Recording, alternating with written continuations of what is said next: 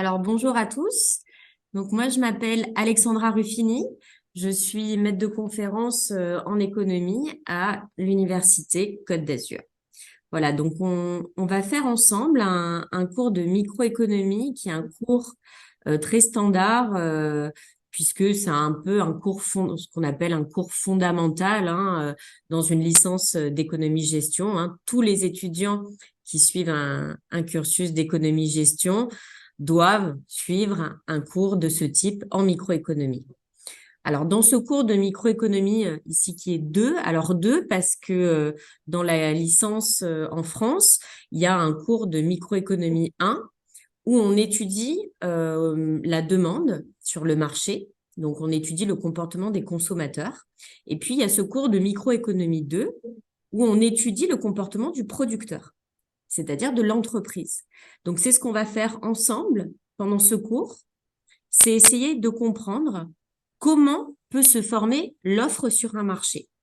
Et pour comprendre comment se forme l'offre sur un marché, on va adopter donc une démarche microéconomique qui consiste à étudier le comportement d'un producteur donné, d'une entreprise donnée, et voir donc quels sont ses objectifs, quels sont ses choix, pour comprendre à la fin donc comment se forme une offre. Alors, peut-être, ce qu'il faut dire pour commencer, puisqu'on va s'intéresser à l'entreprise, c'est comment est vue l'entreprise dans ce cours de microéconomie. Donc, l'entreprise, on va la considérer plutôt d'un point de vue externe. D'un point de vue externe, au sens où on ne va pas regarder précisément comment elle est structurée, mais simplement la regarder du point de vue en regardant qu'est-ce qui rentre dans l'entreprise et qu'est-ce qui ressort. Donc, si je fais par exemple, je vais...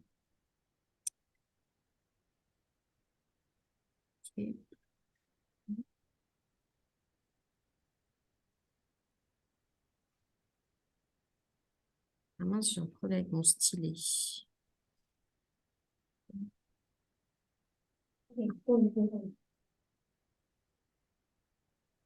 Ah mince, il ne marche pas. J'ai un problème technique. Comment ça se fait ça? Alors, ça, c'est un peu embêtant. Alors, ce que je vais faire, peut-être, parce qu'il me faut un stylet, je suis juste à côté de la scolarité, je vais essayer d'aller changer le stylo. J'arrive. 他的那个就是这几个，这个是有问题，不用我说，你们要是有什么问题，都直接说啊，好吧？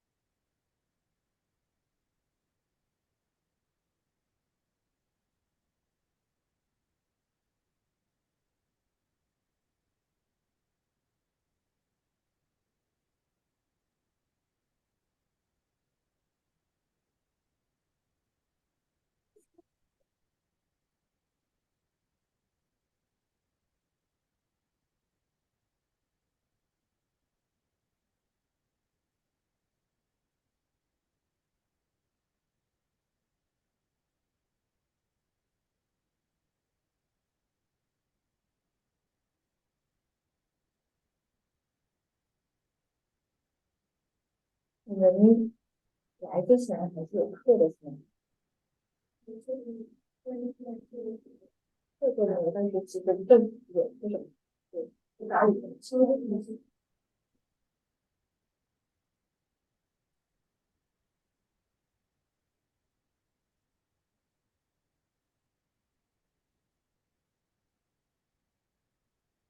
你们周四下午都有空吗？嗯，就4月6号的那一天。因为老师有可能会从法国过来上课，但他们上课的时间都非常的集中啊，就在这个4月6号到11号之间。所以的话呢，这个问题就在于就是要把你们的课集中在这段时间里面上。所以的话，那我看了一下你们的其他的时间可能都很放心。C'est bon. C'est bon. Normalement, j'en ai un autre qui devrait fonctionner puisqu'il s'allume. Alors, ça a l'air de fonctionner.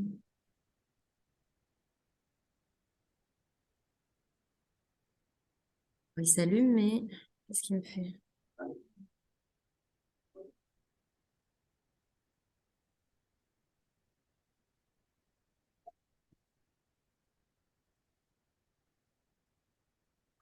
Ouais, c'est bon. Bon, je n'y arrive pas. Je ne comprends pas ce qui se passe. D'habitude, ça marche très bien. Il doit plus avoir de... Ouais, ouais parce qu'il s'allume. Ouais, je pense qu'il n'a plus de... Ouais, il s'éteint. Bon, eh bien, on va faire ça, du coup. Alors, ce que je voulais ici donc vous représenter, c'est dire, on a l'entreprise et dans cette entreprise, on va regarder ce qui rentre dans l'entreprise et ce qu'on va appeler les inputs qui sont encore des facteurs de production. Donc ça, c'est ce qui va venir rentrer dans l'entreprise. Et puis, on va s'intéresser à ce qui va sortir. Donc là, ce sont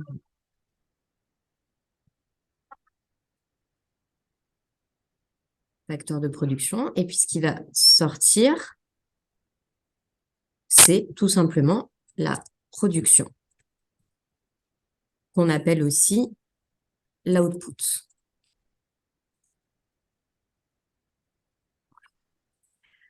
Donc, la vision, je vous disais, on a une vision en fait externe de l'entreprise.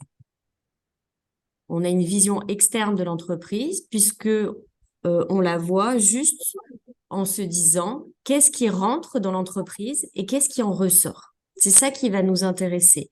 Ce qui rentre dans l'entreprise, donc ce sont les facteurs de production. On va détailler juste après qu'est-ce que c'est.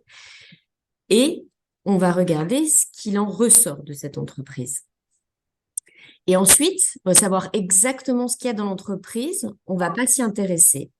Pourquoi? Parce qu'on va essayer de modéliser le comportement de l'entreprise. Et pour modéliser le comportement de l'entreprise, il faut qu'on se simplifie les choses. En économie, lorsqu'on fait de la modélisation théorique, on essaye d'éliminer tous les détails qui ne sont pas absolument nécessaires pour l'objectif qu'on se fixe.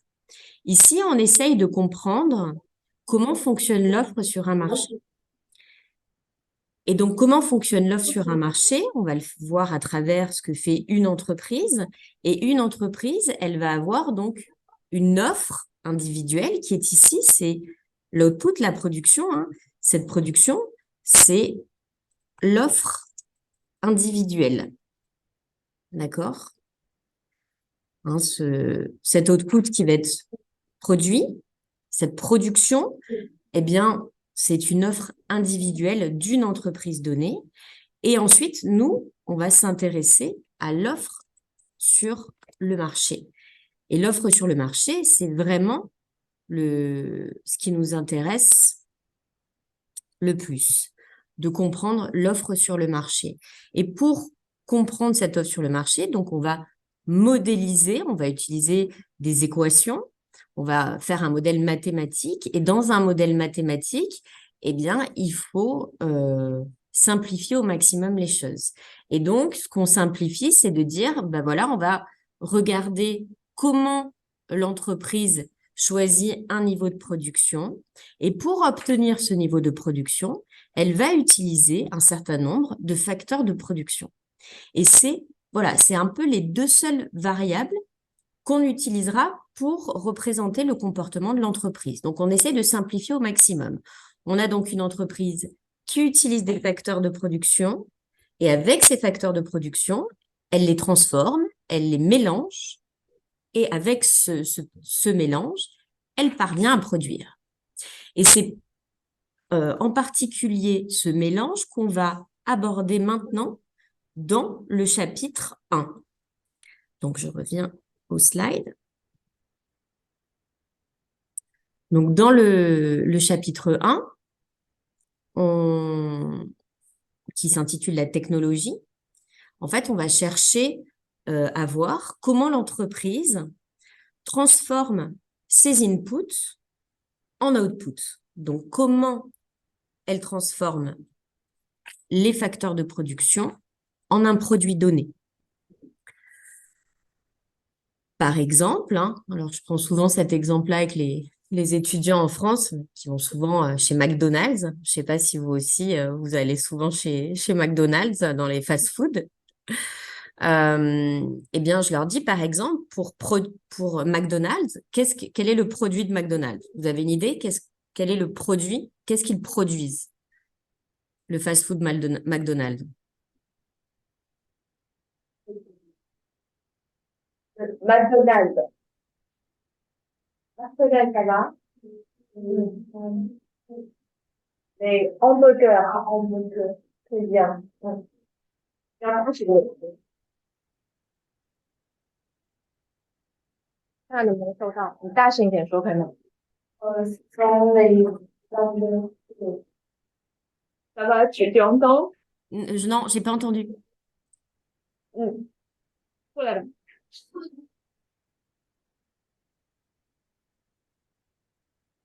从这边来说，对对对，过来。就说为Hamburger. Voilà, très bien. Donc, on produit des hamburgers. Pour produire des hamburgers, qu'est-ce qu'il faut? Il faut un certain nombre de facteurs de production. Et donc, ces facteurs de production, on va les décrire juste après. Mais qu'est-ce que ça peut être selon vous? Qu'est-ce qu'on utilise pour fabriquer ces hamburgers? Donc, on va utiliser du pain, de la viande. Et aussi, avec du pain et de la viande, le hamburger ne se fabrique pas tout seul. Il faut quelqu'un, il faut une personne, un travailleur pour faire le hamburger. Donc, il faut du travail aussi. Et aussi, on a besoin d'une cuisine, on a besoin d'un four, on a besoin d'une plaque, d'une friteuse, faire les frites. Donc, on a aussi besoin de biens en capital. Donc, pour obtenir un output qui est l'hamburger, on a besoin d'utiliser plusieurs inputs ensemble et leur utilisation tous ensemble va permettre d'obtenir un output. Et donc, la technologie, c'est ce processus qui décrit comment les inputs combinés deviennent de l'output. Et ce qu'on va voir, c'est qu'il y aura que certaines combinaisons d'inputs qui vont permettre d'obtenir un output. Par exemple, si je vous dis pour faire 10 hamburgers, il me faut une personne qui travaille, il me faut une cuisine et il me faut 10 morceaux de viande, d'accord, 10 steaks et aussi 10 pains. Mais imaginons que j'ai pas 10 pains et que j'en ai que 5.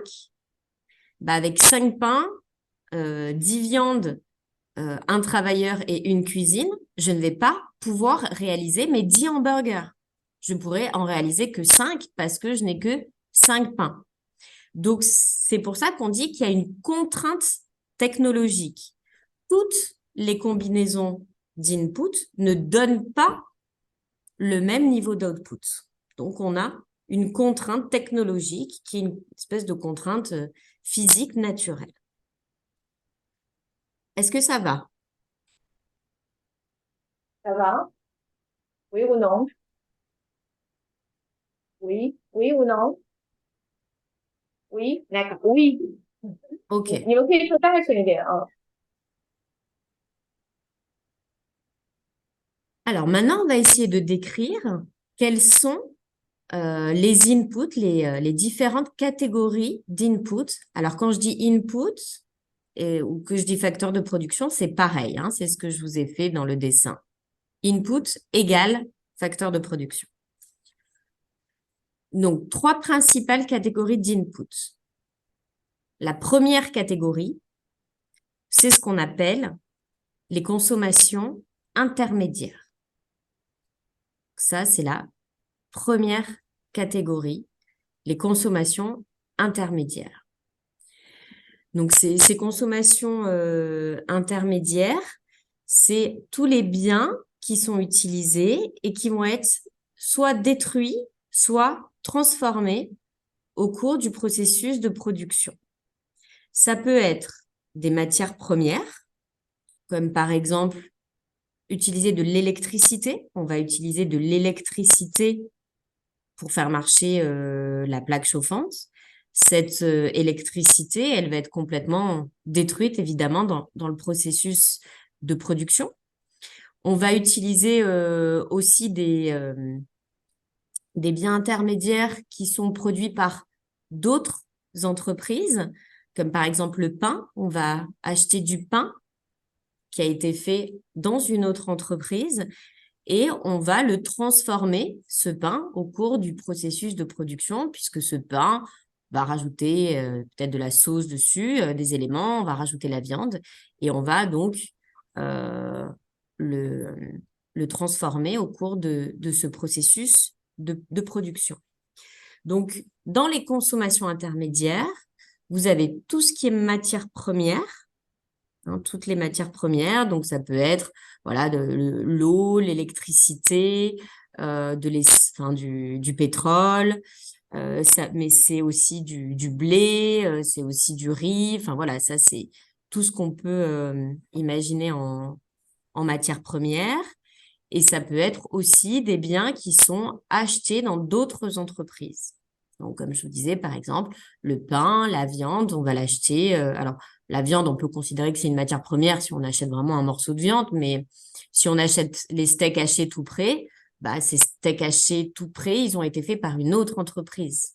Donc, c'est considéré comme un bien intermédiaire. Hein, donc, voilà ce que vous êtes dans ces consommations intermédiaires. Vous avez des matières premières. On va essayer de voir si ça marche là.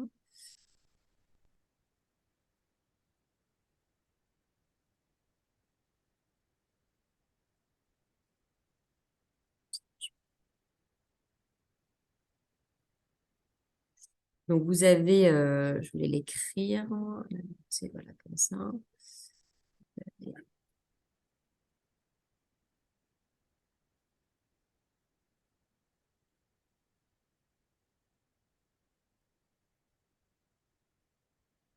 Ça va pas aller. Comme ça, c'est un peu trop compliqué.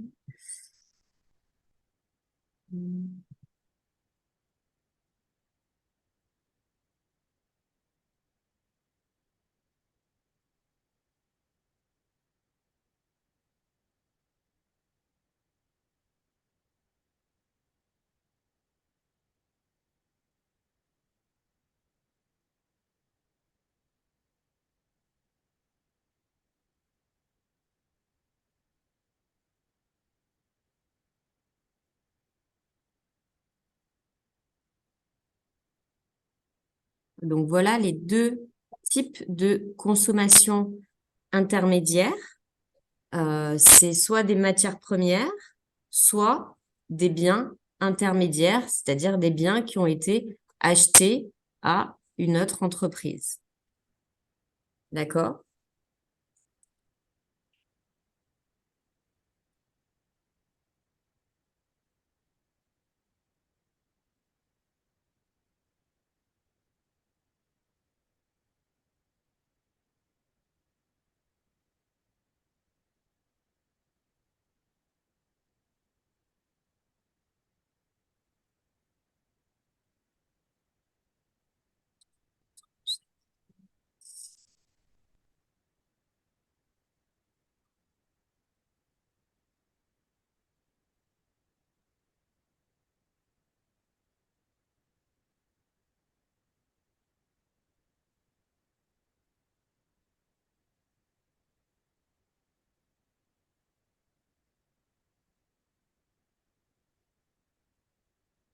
Voilà.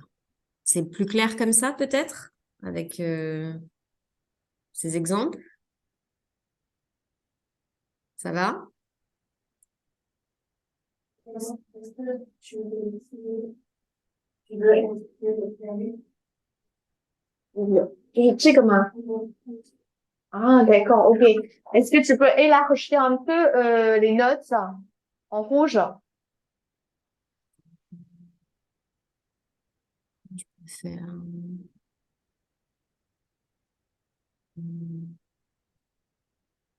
Non, je ne sais pas comment agrandir, là.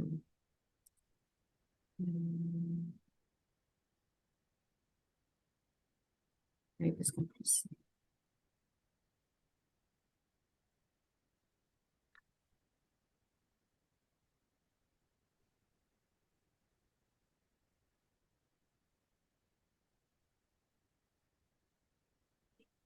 J'arrive plus. Donc, je peux vous redire ce que j'ai marqué. Donc, il y a deux sortes de consommation dite intermédiaire. Donc, en tout cas, la définition de ces consommations intermédiaires, hein, c'est que ce sont donc soit des matières premières, soit des biens intermédiaires qui vont être détruits ou transformés pendant le processus de production. Et donc, il peut s'agir de matières premières brutes, l'électricité, l'eau, le gaz, le pétrole. Ça peut être du bois, voilà, des pommes de terre, de la salade, ou ça peut être donc des biens qui sont dits intermédiaires et qui ont été mince, ont été produits ou achetés par une autre entreprise, achetés à une autre entreprise. Donc, ça peut être par exemple le steak haché, le pain qui est utilisé pour produire l'hamburger. Ça peut être les cornichons aussi, les cornichons, voilà. Bon, je pense que ça va puisque tu as enregistré le cours. OK. 因 Alors, 为课程是会录下来的，所以你们还可以回看之类的话。现在如果学看不到没关系。alors, la deuxième catégorie d'input, de, deuxième, deuxième facteur de production possible, c'est le travail. Évidemment, hein, si on veut réaliser des hamburgers, eh bien, il faut des gens pour fabriquer ces hamburgers. Donc, pour les fabriquer, on va recruter des travailleurs. Donc, on va l'exprimer ce travail, on va l'exprimer soit en nombre d'heures de travail, soit en nombre de travailleurs. On va dire, bah, pour produire 100 hamburgers dans la journée, il faut 8 heures de travail. Ou on va dire, il faut une personne.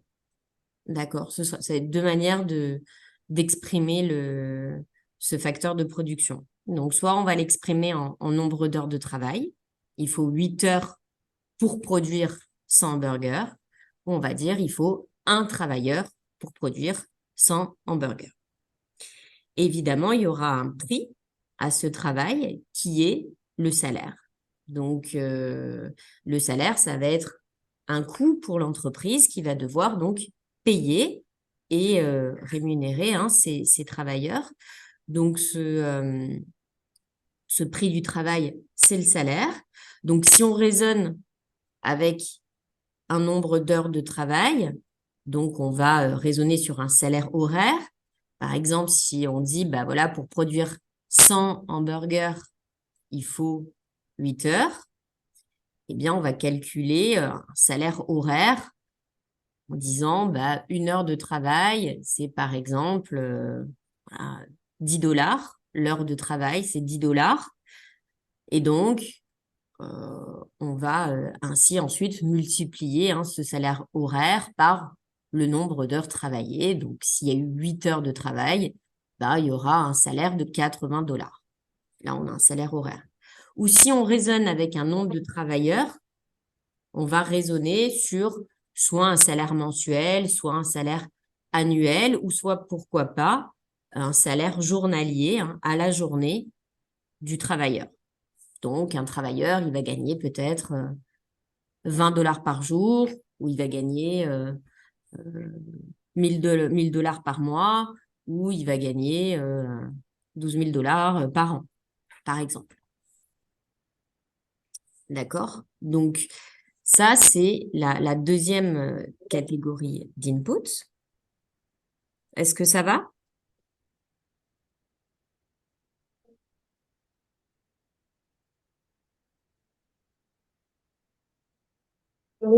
Ça va?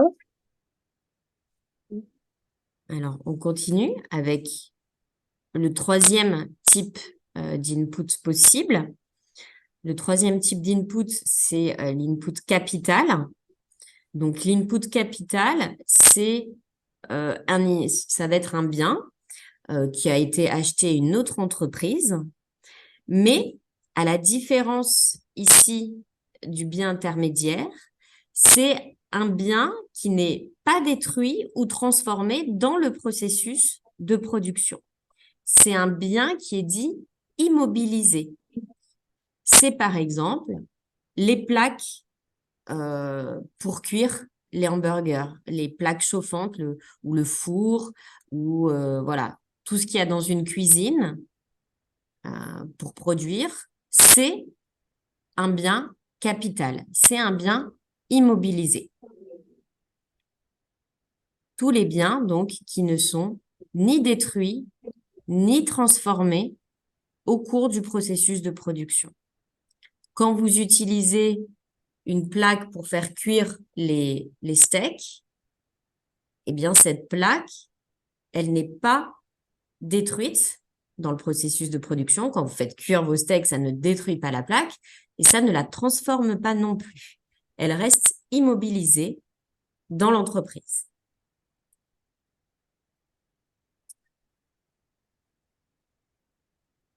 C'est bien capital.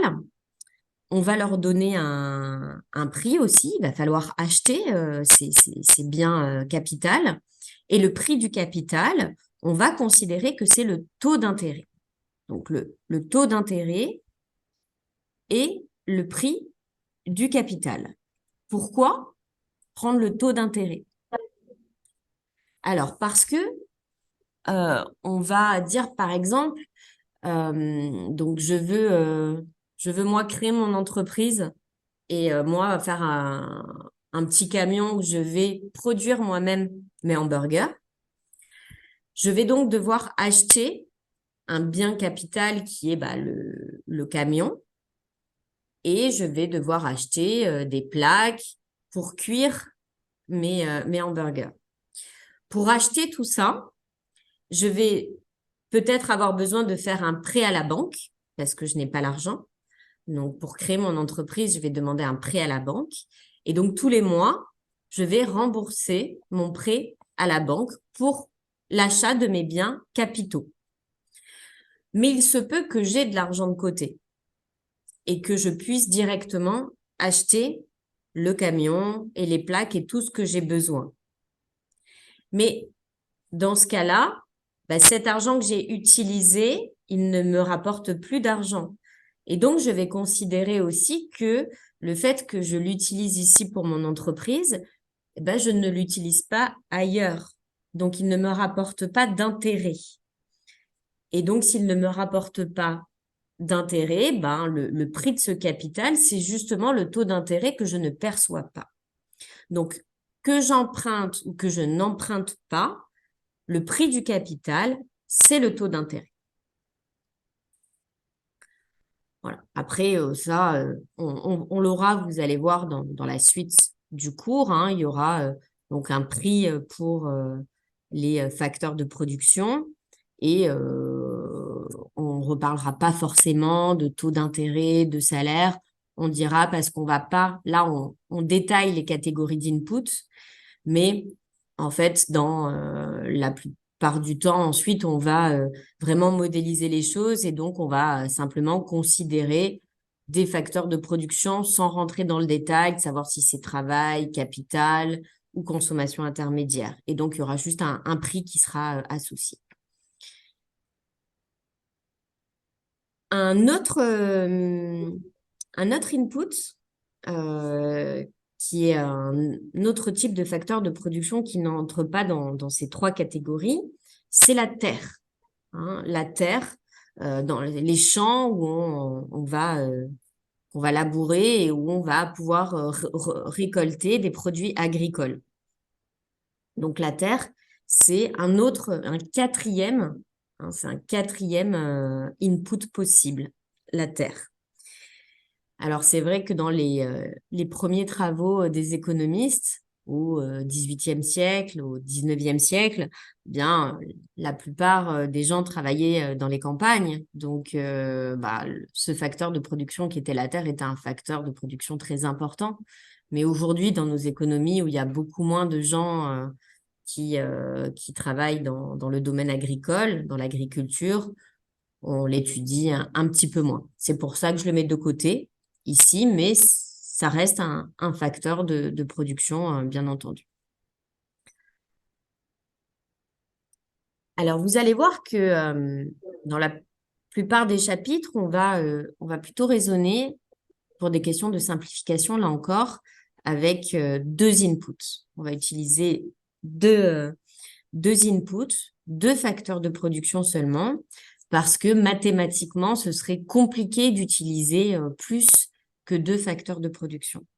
Après, ce qu'on montrera, c'est que ce qu'on dit avec deux facteurs de production, ce sera vrai aussi avec plusieurs facteurs de production. Mais voilà, pour limiter les difficultés mathématiques, et puis ça n'a pas d'intérêt en fait encore une fois, on modélise les comportements, donc ça ne sert à rien de dire, voilà, on va utiliser, même si c'est le cas dans la réalité, pour faire un hamburger, je vais peut-être utiliser 15 inputs différents. Mais insérer 15 inputs différents ici dans mon analyse, ça va être compliqué. Donc, je vais juste raisonner avec des catégories d'inputs. Donc, je vais juste, par exemple, dire, bah voilà, j'utilise un input X1 qui représente le capital et un input X2 qui représente le travail. Et je vais considérer, par exemple, que tous les autres inputs, ils sont fixés et je les ai en quantité suffisante, par exemple. Et ensuite, je vais juste raisonner avec les quantités de travail et de capital à mobiliser. Ou ça peut être, j'ai un niveau de capital fixé et je regarde quelle est la quantité de consommation intermédiaire et de travail que je vais utiliser. Donc voilà, je vais toujours raisonner avec deux inputs maximum pour simplifier la représentation mathématique.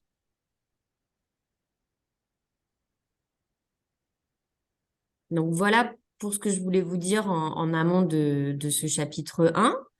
Maintenant, donc, on va représenter cette technologie, on va en donner les propriétés et on va regarder l'efficacité de la technologie.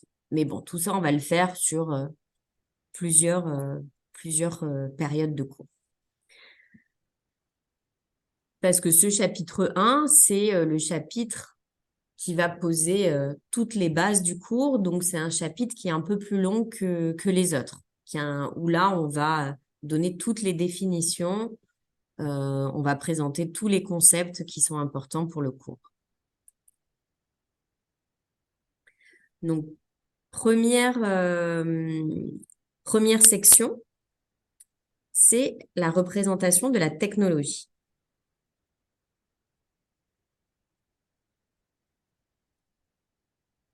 Donc, on va essayer de représenter, vous avez compris, ce qu'on a appelé le processus de production, ce qui nous permet de transformer les inputs en outputs. Et vous allez voir, on va représenter ça de manière assez simple. Alors, pour pouvoir le représenter, on a besoin de définir un nouveau concept qui est l'ensemble de production.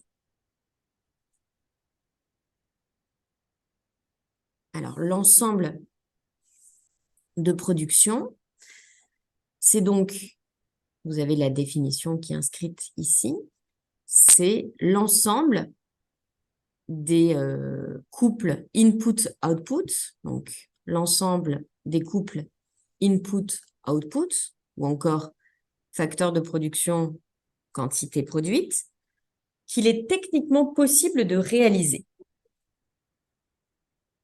Donc, on définit un ensemble de production qui est l'ensemble des couples input, output qu'il est possible de réaliser. Par exemple, avec 2 pains, 2 steaks hachés et 1 travailleur, eh bien, je peux réaliser un hamburger. C'est une technologie qui est dite réalisable. Mais avec 2 steaks, 2 viandes et 1 travailleur, je ne peux pas réaliser 10 hamburgers.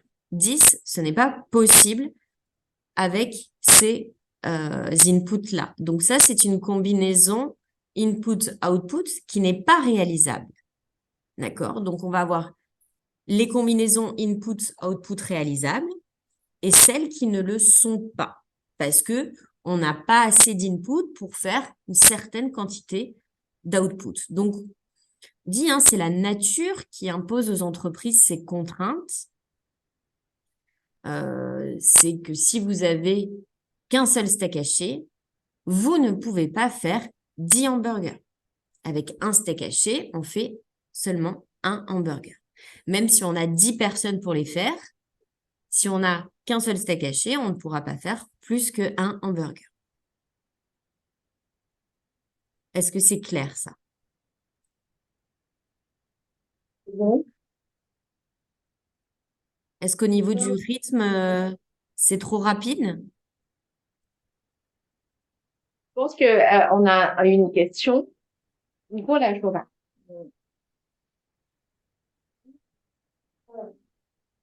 Est-ce que vous pouvez répéter les phrases? Expliquer quoi? Répéter, expliquer quoi? Ce que tu as dit dernièrement, c'est-à-dire c'est la nature qui impose aux entreprises ces contraintes thermiques, c'est-à-dire. Oui. Et tu peux réexpliquer un petit peu, que veut dire la nature qui impose aux entreprises ces contraintes thermiques? En fait, on a la nature, c'est ce qu'il est techniquement possible de faire. Donc, c'est l'exemple que je donnais. Donc, je vais prendre un autre exemple. Je vais par exemple dire que un individu, une personne seule, si elle doit produire en 1 heure 500 hamburgers, c'est pas possible. C'est la nature dans le sens où c'est le temps qu'on a, la rapidité humainement possible. En 1 heure, c'est pas possible, même si on a tous les éléments qu'il faut, hein, autant de pain, de steak haché, tout ce qu'il faut. Mais en 1 heure, produire à une personne 500 steaks, c'est pas possible. C'est humainement pas possible. Donc, c'est en ça que la nature impose des contraintes. C'est que c'est physiquement, humainement, pas possible d'avoir certaines technologies. Donc, produire 500 hamburgers par une personne en 1 heure, c'est pas possible. Et donc, ça, c'est une contrainte que doit prendre en compte l'entreprise. Est-ce que c'est plus clair? Oui, je pense que c'est clair. Ok.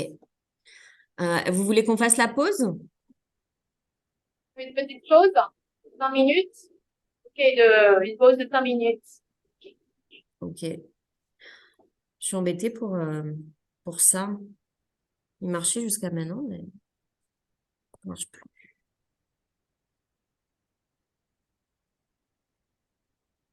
Oh, Alexandra, il y a un petit problème. En fait, le 5 avril, c'est un jour férié. D'accord. Donc, je pense que c'est pas possible de faire cours sur place. D'accord. C'est juste impossible. Je sais pas, est-ce que je dois proposer, par exemple, soit on travaille tous à distance, c'est-à-dire on fait le cours à distance, soit on prend un autre jour, parce que de 5 à 11, c'est vraiment assez serré, et on n'a pas beaucoup de choix. Donc, dans ce cas-là, alors je vais essayer, je vais voir avec Tavi si on veut le faire tous à distance le 5 et voir avec les étudiants. 你们同学们，4月5号应该是清明节，我记得是那个是假期，对吧？然后你们也是放假，你们要回家吗？嗯，懂，我 pense que non，要回，对，只有一天，就周三一天是这样子的。嗯，Bah, c'est quand même dommage de faire à distance si je suis là. ouais, c'est ça aussi. Mm. Hmm. Et si on fait le jeudi, le vendredi, le 四月 lundi, 五 le 号只有一 mardi, 天，对对对。si on fait jeudi, 啊，不是不 vendredi, 是，lundi, mardi, ça 嗯，n'irait pas, tu penses? 哦，si on doit éliminer le 5, Mm. c'est-à-dire que ça nous reste seulement, ça nous reste seulement le 6, le 7 et le 10, Et le le 11. 11. Mm. Sinon, ce sera samedi et dimanche. Mm. On ne peut pas travailler. Donc, ça reste 4 jours. On est obligé de travailler tous les 4 jours. Ouais, Hmm, voilà. Donc, on n'a pas beaucoup de choix, en fait. non. C'est Hmm, soit, ouais, soit ça, ou soit je te dis tout la semaine du 10, mais c'est pas mieux, hein, c'est pareil du coup, hein. Là, au moins, il y a le week-end au milieu qui coupe un peu. hmm. Ouais, je sais pas. Hmm. Oh, je vais voir. 嗯，4月5号大家上网课可以吗？可能还是会比较难嘛。Oh, bon, en tout cas, je pose la question à David et aux étudiants. On va voir si on peut faire le cours à distance le 5. Sinon, ce sera 6 et 7, 10 et 11 tous les jours. ouais, Ok. Mm. Je ok. vais voir. Ok. Mm.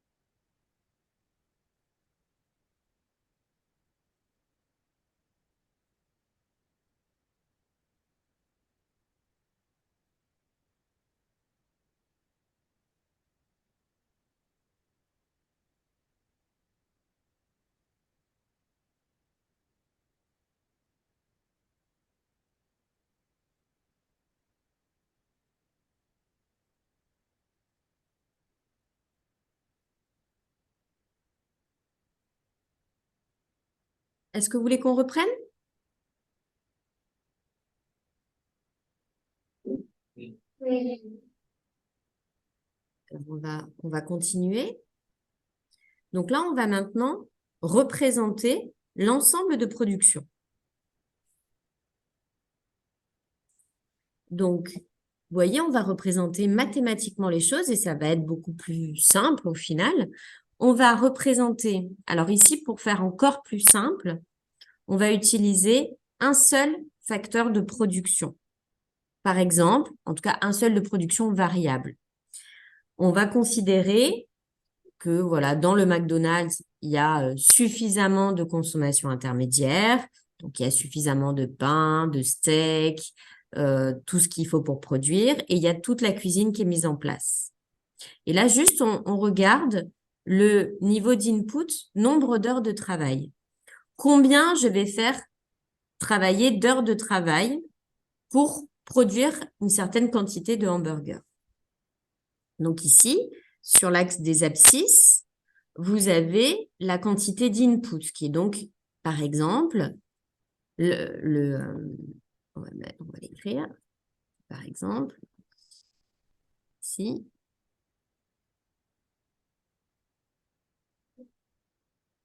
Alors, on peut mettre soit des heures de travail pour l'input ici, soit ce qui revient même.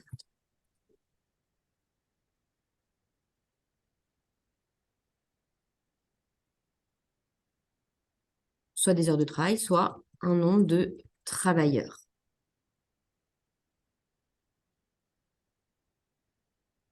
Par exemple, là, je vais vous dire, je vais faire des...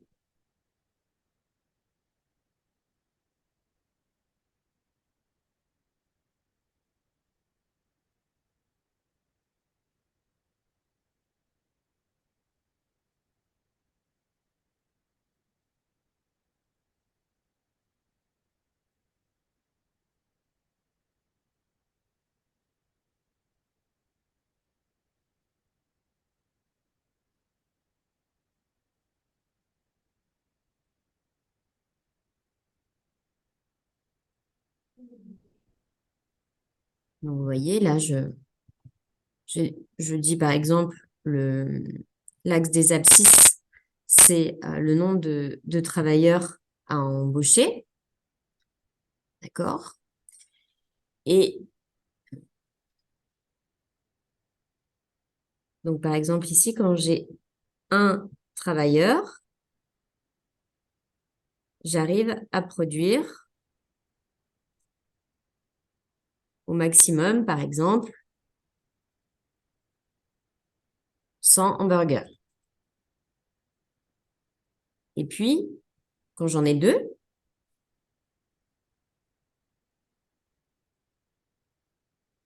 là, je vais arriver à produire, on va dire, 120. D'accord? Etc., etc. Donc là, vous avez une représentation de ce qu'on vient de présenter de l'ensemble de production, où vous avez donc toutes les technologies réalisables.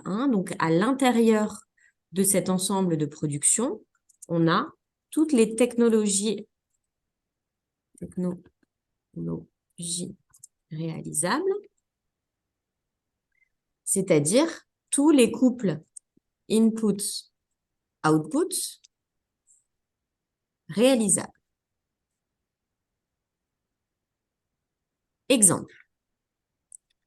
Quand j'utilise un input, un travailleur, je peux produire 0. Je peux produire 0 hamburger. Mais je peux aussi produire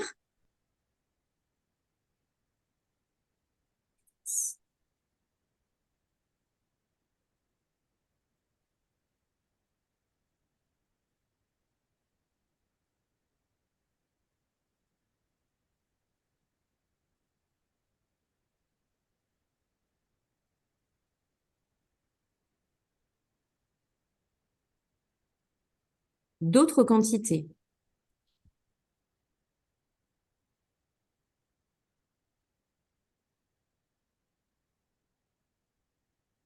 Par exemple, quand j'ai un travailleur, ce travailleur, il peut ne rien produire. Il peut arriver à produire un burger, 2 burgers, 3 burgers. Là, en fait, tous les points que j'ai sur cette droite, c'est des couples input-output réalisables. Ça veut dire que avec un individu, je peux produire un hamburger, 2 hamburgers, 3 hamburgers, etc., etc. Par exemple, ici, jusqu'à 25. Mais je peux aussi, avec un individu, en produire 50. Et je peux aussi en produire 75. D'accord? Ce qui correspond à tous ces traits. Mais tout ce qui est en fait sur cette droite, c'est des points qui font partie de l'ensemble de production. Ça veut dire que c'est des technologies réalisables. Avec un travailleur, je peux produire pas de hamburger, 0. Je suis là tout en bas. Je peux en produire 25, je peux en produire 50, je peux en produire 75. En fait, le maximum que je puisse produire, ici on le voit, c'est 100. Ce que je ne peux pas produire, c'est ici quand je suis au niveau de ce point-là, par exemple. Une autre couleur. Là, par exemple, ce point où j'ai un travailleur et 120 hamburgers. Là, je suis, vous le voyez, en dehors de mon ensemble de production. Et ça veut dire que cette technologie-là n'est pas réalisable, puisque un travailleur, seul, il ne peut produire, par exemple, que 100 hamburgers. Mais au-delà, il n'y arrivera pas. Si on veut produire plus de 100 hamburgers dans la journée, il va falloir recruter une autre personne. Et avec cette autre personne, alors vous voyez, on va réussir à produire plus de burgers, peut-être 120 burgers, etc., etc. Après, plus on va engager de monde et plus on va réussir à augmenter la production. Alors là, j'ai fait une forme, vous voyez, alors là, on a une fonction de production. Après, mais on a une forme comme ça qui s'aplanit. C'est pas pour rien, on va revenir là-dessus. Mais là, pour l'instant, il s'agit juste de comprendre ce qu'est cet ensemble de production. Donc, l'ensemble de production, vous y avez toutes les technologies réalisables. Donc, par exemple, le point qui est là, donc qui correspond à 5 travailleurs et 76 burgers, c'est une technologie réalisable. Avec 5 travailleurs, je peux produire 76 burgers. La technologie qui est ici, le couple input-output qui est ici, il n'est pas réalisable.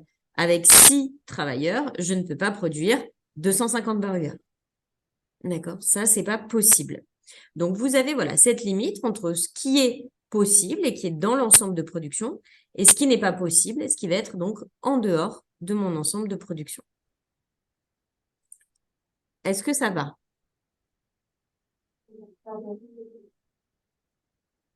Ça va.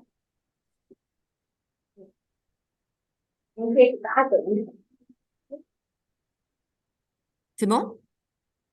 Oui, c'est bon.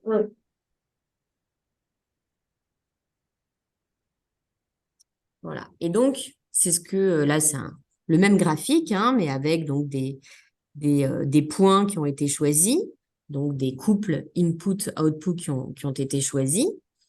Et là, où on dit qui peut le plus, peut le moins, qui est une expression française, mais qui veut dire ici, vous voyez, quand on peut, par exemple, avec cette quantité d'input, produire B, produire Y2 au point B, on peut aussi faire moins.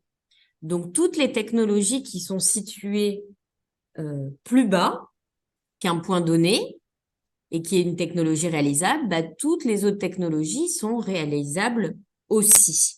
Et elles sont bien donc présentes dans l'ensemble de production. Et donc, ce qui est important à voir ici, c'est ici donc la frontière qu'on a ici, qu'on va appeler frontière des possibilités de production.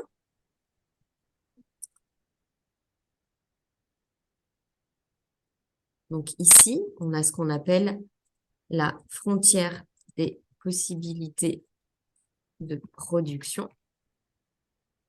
D'accord? Donc, on a une frontière des possibilités parce que si on dépasse cette frontière, lorsqu'on dépasse cette frontière, on ne peut plus produire. Donc là, on a vraiment une frontière des possibilités de production. Avec une certaine quantité d'input, je peux produire plusieurs quantités d'output différentes. Donc, par exemple, ici, donc avec deux travailleurs,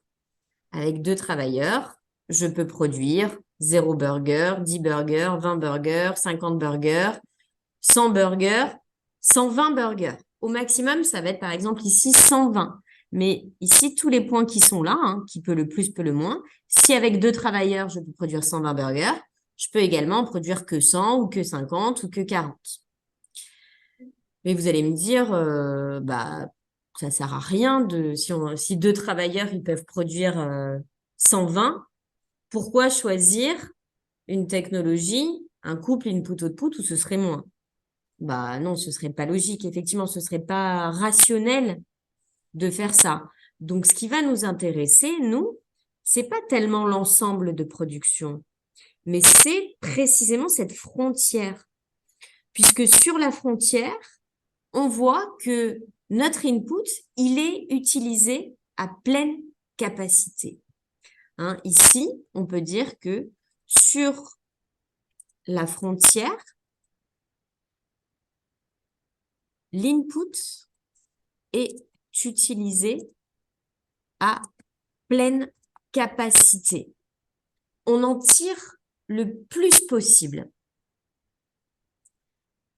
Ça veut dire que, par exemple, si, on va dire, x1 ici égale 2, donc égale 2 travailleurs, ces deux travailleurs,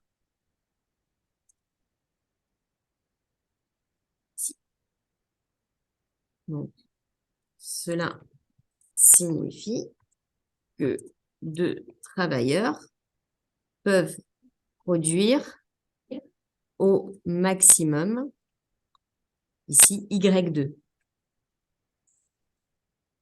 Et donc, on va considérer que ce maximum, qui est Y2, c'est celui-là qu'on va demander aux travailleurs. Quand on va embaucher quelqu'un en tant qu'entreprise, on va leur demander de travailler au maximum, de faire leur maximum et d'utiliser pleinement leur force de travail, leur travail.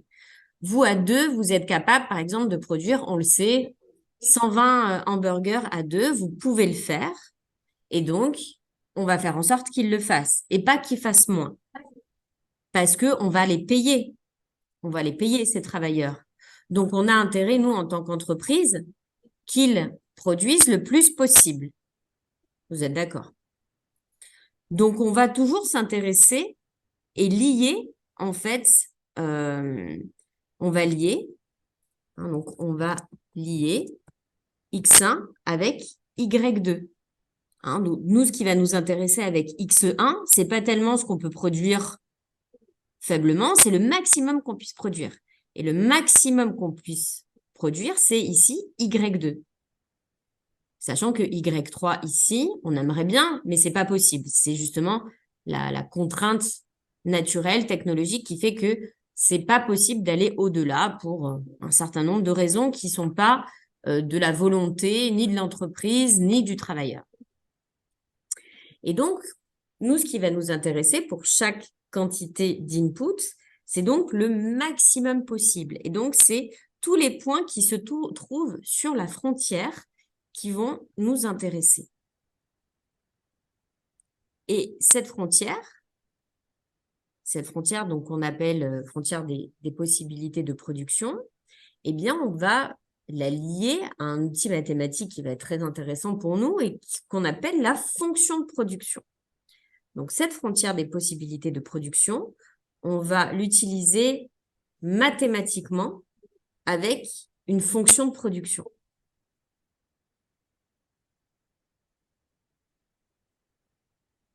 Donc, je vais passer au slide d'après où justement, on explique ce que c'est la fonction de production. Est-ce que je peux effacer là ce que j'ai écrit ou est-ce que vous voulez le noter? Bon, après, vous aurez de toute façon l'enregistrement, hein.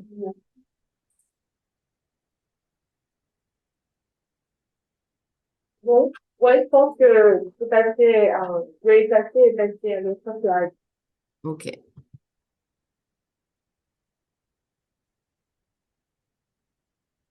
Donc, définition maintenant.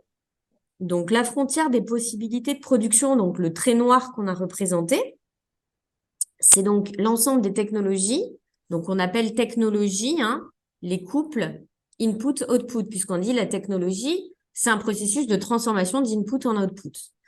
Donc, on a l'ensemble des technologies telles qu'il est impossible de diminuer la quantité d'input utilisée sans diminuer l'output. Donc, je répète la définition. Sur la frontière des possibilités de production, on a l'ensemble des technologies telles qu'il est impossible de baisser la quantité d'input utilisée sans diminuer l'output. Ici, on le voit bien. Quand on est, par exemple, en D ou en B, on est sur la frontière des possibilités de production. Eh bien, lorsqu'on est sur la frontière des possibilités de production, il n'est pas possible de diminuer la quantité d'input, donc d'aller à gauche, sans diminuer la quantité d'output. Hein, c'est ce que dit la définition. Quand je suis en D, j'utilise à pleine capacité mon input. Et donc, si je diminue cet input, là, par exemple, ben, j'ai un travailleur à temps complet, donc il travaille 9 heures dans la journée, travaille 9 heures dans la journée. Si au lieu de le faire travailler 9 heures, je le fais travailler seulement 8 heures, eh bien, il ne pourra pas produire autant qu'avant. Il va forcément produire moins. D'accord? Donc, c'est ce que veut dire la définition de la frontière des possibilités de production. Donc, c'est l'ensemble des technologies. Donc, c'est l'ensemble de ces points qui sont là sur la courbe. C'est l'ensemble des technologies telles qu'il n'est pas possible de diminuer la quantité d'input sans diminuer la quantité d'output. Si j'utilise, quand je suis sur ces technologies-là, quand je suis sur cette courbe, eh ben, si on me diminue la quantité d'input, alors je diminue forcément la quantité d'output. Puisque, justement, quand je suis sur cette courbe, j'utilise à pleine capacité mes inputs. Et donc, ce lien entre la quantité d'input utilisée et la quantité maximale d'output produite, on va représenter ce lien par ce qu'on appelle la fonction de production. Et donc, la fonction de production, ça va être donc un outil mathématique pour nous, et c'est la même chose que la frontière des possibilités de production, d'accord? Avec la fonction de production, on va avoir un lien entre les quantités produites d'output et les quantités utilisées d'input. On va en fait pouvoir écrire une fonction mathématique à travers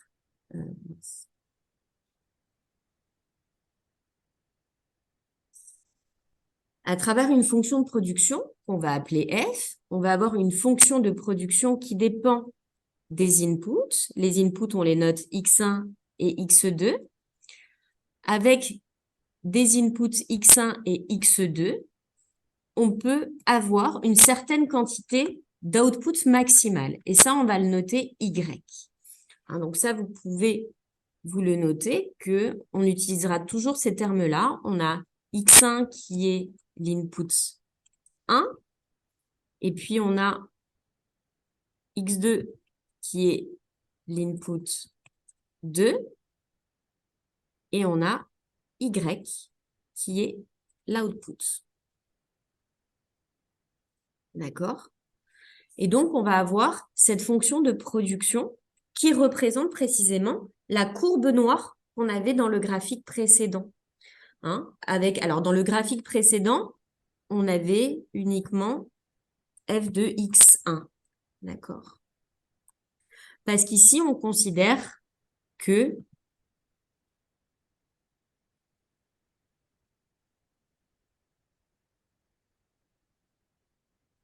l'autre input. On utilise peut-être 2 inputs dans le processus de production, mais le deuxième input, il est fixe, il bouge pas. C'est par exemple, je vous disais, le nombre de consommations intermédiaires. On a, par exemple, 1 tonne, enfin 100 kilos ou 1000 kilos de consommation intermédiaire, donc de pain, de viande, tout confondu. On a tout ce qu'il faut pour fabriquer des burgers. Et on fait varier simplement un input qui est le nombre d'heures travaillées ou le nombre de travailleurs. Et donc là, on a représenté simplement les choses en 2 dimensions. Mais on aurait pu aussi, mais c'est plus compliqué à représenter ici, que ce soit à la main ou que ce soit par un graphique ici, on pourrait faire en 3 dimensions. C'est-à-dire qu'on pourrait représenter donc une courbe où vous avez donc une quantité X1, une quantité X2 qui varie et qui nous donne un maximum de production Y. Ça, c'est possible aussi. Et donc ça, vous aurez accès, par exemple, à des représentations graphiques de ce type sur Moodle. Sur Moodle, vous allez avoir accès au Moodle de mon cours, au cours que je fais pour les étudiants français ici en France. Et donc, j'ai réalisé des vidéos avec un logiciel mathématique où justement, on voit la forme de la fonction de production lorsqu'elle est en 2 dimensions. Et ce qui se passe lorsque Ça on va? fait bouger un Ça certain va, nombre. oui. 3 dimensions, ça va? Ici, le x1, c'est absolument invariable.是只有一个那个什么的，二层就是两个平面的。如果它是有两个这个变量的话，它其实是可以在一个3D 的，就是这个图像上表现出来，但是我们很难在这个地方画出来，明白了吗？还有的老师说他在他的那个 Moodle 上是有一个 video， 上面是解释什么，就是有两个变量的话，它这个3D 是怎么解释的？然后你们是可以，应该是可以上 Moodle 的，要等到那个老师把你们都查进去，然后你就。Pardon, je fais une petite explication Oui, ici. oui, c'est bien. Ouais.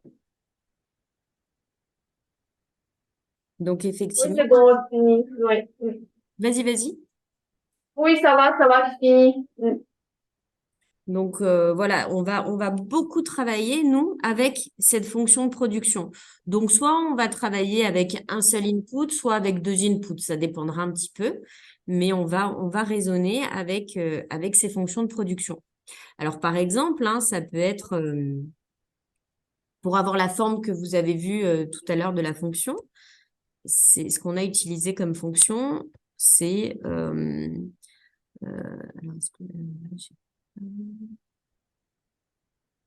on va dire x1 à la puissance 1 demi. Donc là, la fonction de x1 à la puissance 1 demi, c'est racine de x1, squared x1. C'est une fonction justement qu'on peut représenter par cette courbe qu'on a juste avant. Je reviens en arrière.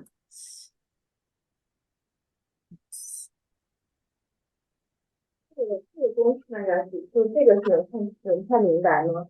它是 x2，然后是0.5次方，看到？这方式就是次方。Voilà, ici par exemple, cette fonction de production, donc f de x1, c'est par exemple la fonction x1 à la puissance 1 demi.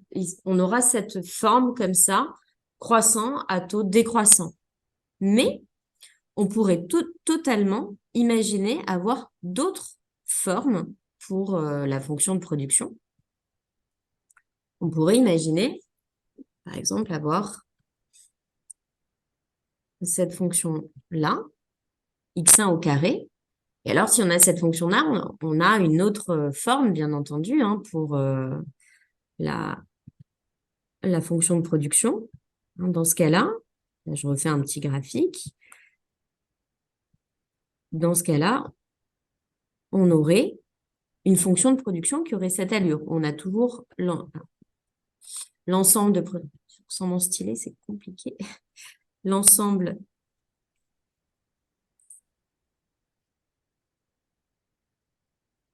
de production qui est là. D'accord.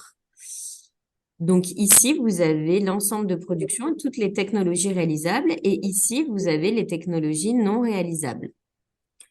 Alors après, on a tendance à dire que, et c'est pour ça qu'on a fait cette forme-là, et ça, à la prochaine séance, on l'expliquera. En fait, on a tendance à dire en économie qu'il y a tendance à, lorsque vous voyez, vous augmentez la quantité d'un input sans augmenter la quantité des autres inputs, bah vous allez avoir tendance, au bout d'un moment, même si vous commencez comme ça, à avoir un retournement.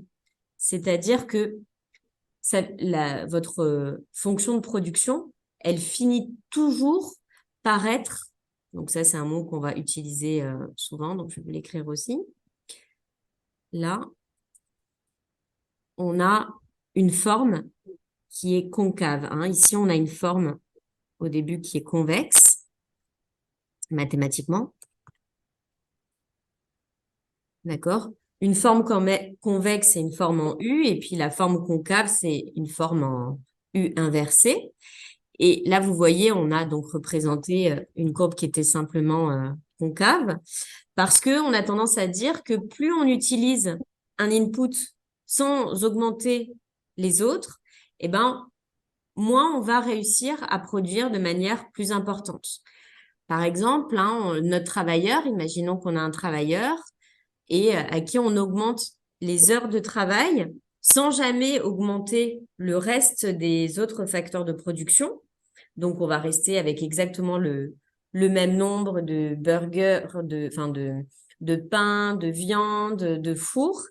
Et lui, il est juste seul, ou même, enfin, on peut imaginer qu'on augmente le nombre de travailleurs, mais vous avez beau augmenter le nombre de travailleurs, si vous augmentez pas la quantité de steak et la taille de la cuisine, eh ben, tous les travailleurs en plus que vous recrutez, eh ben, ils n'arrivent pas à produire beaucoup plus parce que ils n'ont pas assez pour produire. Donc, on a tendance à dire que plus X1, plus l'input augmente et plus la production augmente, mais de moins en moins. Donc, on a bien souvent une forme concave pour la fonction de production. Même si, pour de faibles quantités d'input utilisées, on peut imaginer avoir une forme différente qui soit au contraire convexe, pour des raisons, par exemple, de meilleure division du travail. Hein, là, j'ai un seul individu, et puis quand je passe à deux individus, à deux travailleurs, eh bien, un travailleur, par exemple, faisait 100 burgers, et quand ils sont deux travailleurs, ils en font 250, parce que à tous les deux, ils arrivent mieux à s'organiser, et donc ils produisent encore plus. Mais au bout d'un certain temps, vous voyez, à force de recruter des gens, bah, on va finir par avoir cette forme concave pour la fonction de production, puisqu'on considère que tous les autres facteurs de production sont fixes. Et donc, tant qu'on n'augmente pas les autres facteurs de production, bah, on va avoir du mal à augmenter de manière exponentielle, de manière très importante, la production. Donc, voilà pourquoi, généralement, mais ça, on va en reparler dans le troisième partie de ce chapitre, dans l'efficacité de la technologie, on va revenir sur la forme de la fonction de production. Mais gardez en tête que bien souvent, voilà, on aura plutôt cette forme pour la fonction de production, donc une forme concave.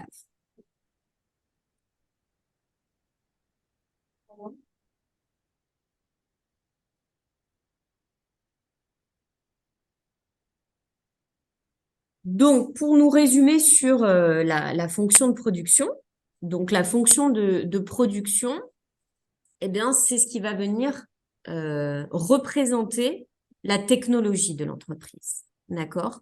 Donc, moi, je vous avais dit, on considère l'entreprise en regardant qu'est-ce qui rentre et qu'est-ce qui sort. Et qu'est-ce qui rentre et qu'est-ce qui sort, ça va être donné par la fonction de production. Donc, la technologie de l'entreprise, elle est complètement représentée par la fonction de production. Donc, la fonction de production, c'est vraiment central dans ce cours. On représente la technologie par la fonction de production. Notre fonction de production, pour des questions de simplicité mathématique, on va la considérer comme étant continue. Donc, quand je vous ai dit, par exemple, tout à l'heure, on a des travailleurs, eh bien, on a un travailleur, deux travailleurs, trois travailleurs, mais on a aussi 1,01 travailleurs ou 1,02. On va considérer que toutes les quantités sont possibles. Alors, c'est vrai qu'en nombre de travailleurs, ça peut être bizarre. Donc, on va, il faut imaginer peut-être plutôt un nombre d'heures qui est beaucoup plus simple qui correspond mieux à quelque chose de continu. On peut faire travailler quelqu'un 8 heures, mais on peut le faire également travailler 8 heures et 2 minutes, 8 heures et 5 minutes, 8 heures et 12 minutes et 30 secondes. Voilà, c'est un petit peu l'idée. On va avoir donc toutes les quantités possibles d'input et d'output imaginables, hein, donc y compris les chiffres à virgule. Donc, ce que ça veut dire ici,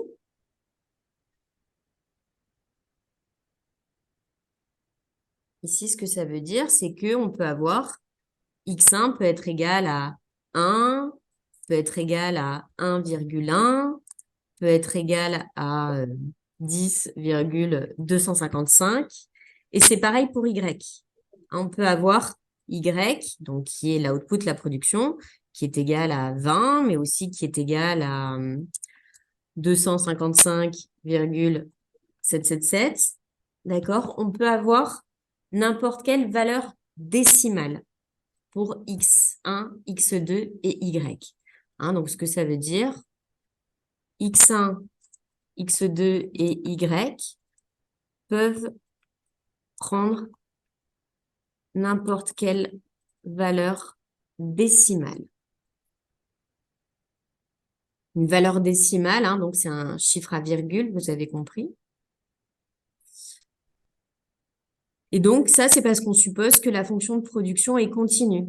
Ça, c'est important parce que ça nous permet de pouvoir représenter graphiquement les choses avec une fonction de production, donc qui ne serait pas uniquement des points. Parce que si, par exemple, je vous dis, c'est 1, 2, 3 unités d'input qui sont possibles, bah, on aurait une fonction de production qui serait des points comme ça. Et ce serait pas très facile d'utiliser ça mathématiquement. C'est plus difficile d'utiliser des valeurs discrètes. C'est plus difficile, donc on va nous se simplifier les choses et on va considérer que tout ce qui est entre les points, ça existe. Et donc, on considère la fonction de production comme étant continue. C'est ça que ça veut dire. On va considérer toute la courbe et pas simplement des points qui correspondent à des valeurs discrètes, donc à 1, 2, 3, 4, 5, 6. D'accord? Est-ce que ça va, ça? Ça va? Oui, oui, oui.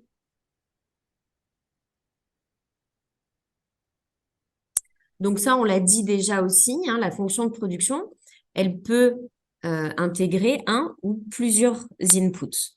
Donc on peut travailler, en fait, dès lors qu'il y en a un, on peut travailler une fonction de production. Et c'est vrai qu'on va faire soit avec un, soit avec deux, essentiellement, parce que ça, c'est plutôt pour des raisons de simplicité mathématique. Hein, donc, on peut avoir une fonction de production avec un élément ou avec deux éléments, donc deux facteurs de production, ou avec n éléments.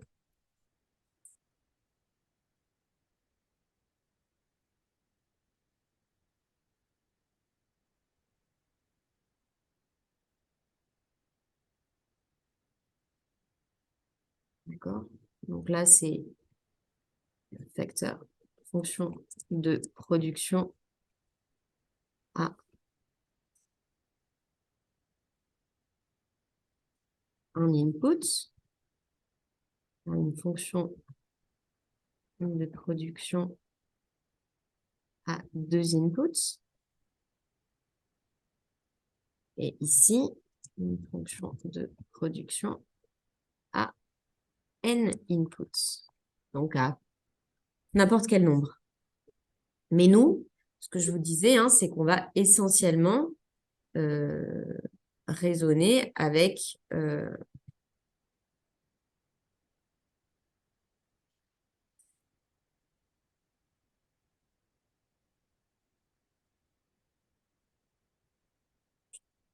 on va essentiellement raisonner soit avec un input, soit avec deux inputs. Mais il est totalement possible, hein, finalement, d'envisager un plus grand nombre d'inputs. Nous, pour se simplifier les choses, hein, c'est un premier cours de microéconomie, on va considérer simplement un ou deux inputs dans la fonction de production. Alors, si on a, par exemple, deux inputs, tout à l'heure, je vous ai donné des exemples avec des exemples de fonctions de production avec deux inputs, ben, ça va être, on va avoir, par exemple, x1 plus x2. Ça, c'est un exemple de fonction de production possible. Hein, pour produire, je vais, voilà, quand j'utilise une certaine quantité d'input 1, puis certaine quantité d'input 2, je vais réussir à produire une certaine quantité d'output.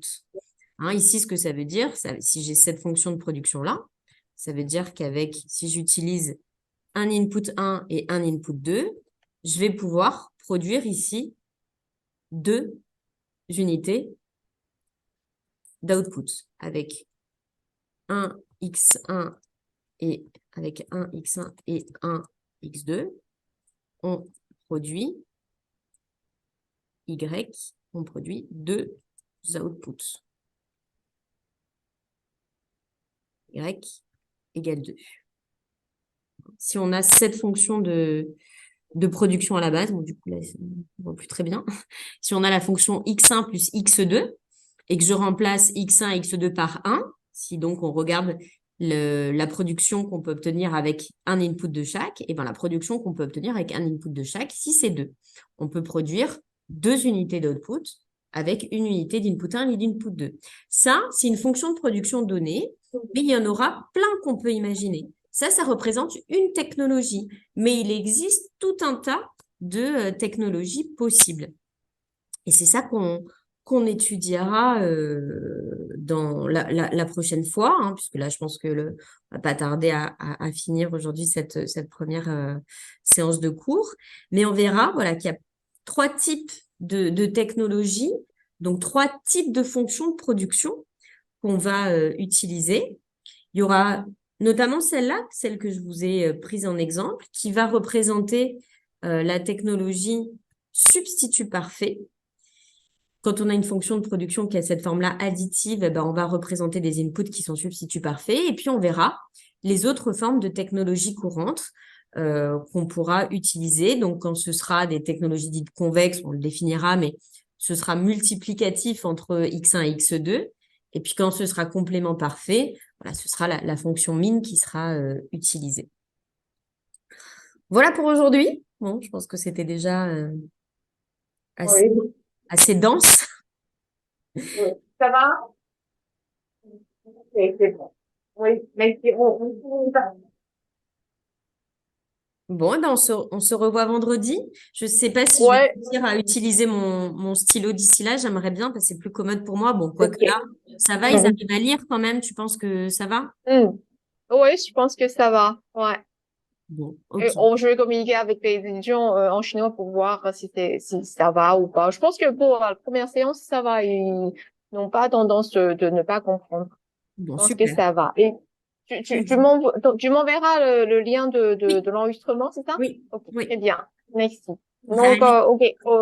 Allez, à bye bientôt. bye. Au revoir. À bientôt. Ouais. Je vais